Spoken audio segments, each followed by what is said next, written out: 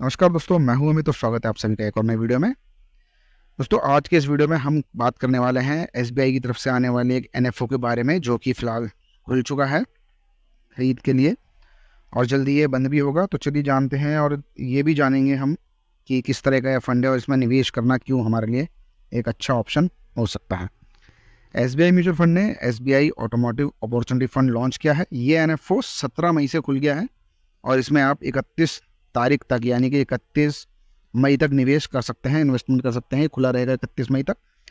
ये इंडिया का पहला ऐसा एक्टिव म्यूचुअल फंड स्कीम है जो ऑटोमोटिव और उससे जुड़ी कंपनियों के स्टॉक्स में निवेश करेगी। एसबीआई म्यूचुअल फंड इंडिया की सबसे बड़ी एसेट मैनेजमेंट कंपनी है। पहले से मार्केट में मिराय म्यूचुअल फंड का एक ऐसा फंड है जिसका नाम Mirae asset global electronic and autonomous vehicle ETF FOA है। लेकिन ये फंड ग्लोबल कंपनियों में इन्वेस्ट करता है, हमारे घरेलू कंपनियों में नहीं करता है। लेकिन जो ये फंड आया है एसबीआई की तरफ से, ये हमारी घरेलू कंपनियों में ही इन्वेस्ट करेगा। म्यूचुअल फंड कंपनियों के transportation and logistic fund automotive कंपनियों के स्टॉक में काफ़ी इन्वेस्ट करते हैं, लेकिन वो ज़्यादातर एयरलाइंस और शिपिंग जैसे सेक्टर्स में भी निवेश करते हैं। एसबीआई ऑटोमोटिव अपॉर्चुनिटी फंड अपने 80% पैसे का निवेश ऑटोमोटिव और उससे संबंधित कंपनियों के स्टॉक्स में करेगा। 0 से 20% पैसे का निवेश डेट टू इंस्ट्रूमेंट और मनी मार्केट इंस्ट्रूमेंट में करेगा। 0 से 10% का निवेश रियल एस्टेट इंस्ट्रूमेंट ट्रस्ट में यानी कि रीट्स में और इंफ्रास्ट्रक्चर इन्वेस्टमेंट ट्रस्ट यानी कि NIV ITS की यूनिट में करेगा।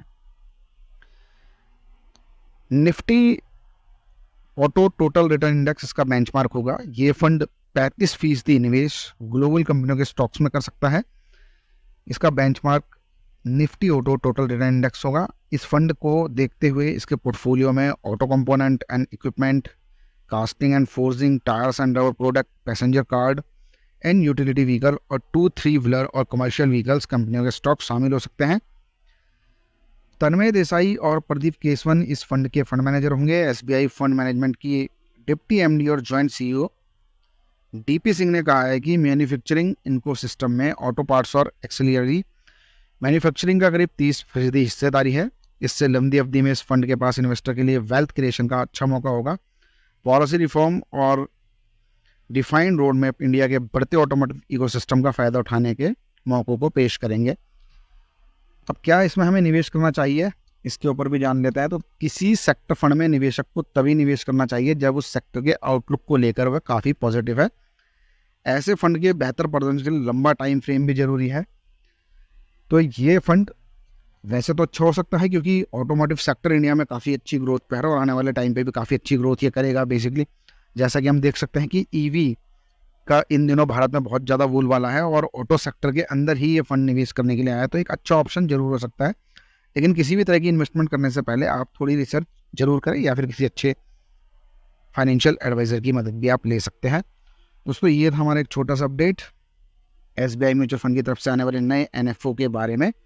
तो फंड वैसे ठीक ठाक है, अगर आप लंबे समय के लिए चाहते हैं तो इसमें इन्वेस्ट कर सकते हैं। आपको रिटर्न अच्छा ये ज़रूर दे जाएगा, ऐसी हमारी खुद की पर्सनल राय है।